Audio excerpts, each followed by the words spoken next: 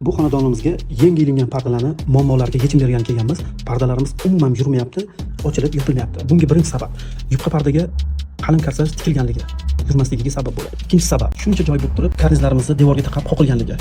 Uchinchi sabab parda ochilib yopilishini xohlasanglar, temirli patoloshli karnizdan foydalaninglar. Bu narsa sizlarga ancha qulay bo'ladi. Mana o'sha qalin parda ham yurgan. Bu pardalarimizni urinishiga va tez ishdan chiqishiga sabab bo'ladi. Bilaman hammaga oson emas. Uylarni zo'rini olasizlar, remontlarni havas qiladigan darajada qilasizlar. Mebellarni ham qimmatini olasizlar, lustralarni eng chiroylisini olasizlar va bagimalarni ham eng qimmatini olasizlar. Lekin pardaga kelganda ozgina siqasizlar. Sizlardan iltimos qilamiz, hamma ishni o'z mutaxassislarga murojaat qiling. Ana o'shanda ishlar juda ham chiroyli, qulay, komfort bitadi va sizlarga ancha yil bu ishlar xizmat qiladi.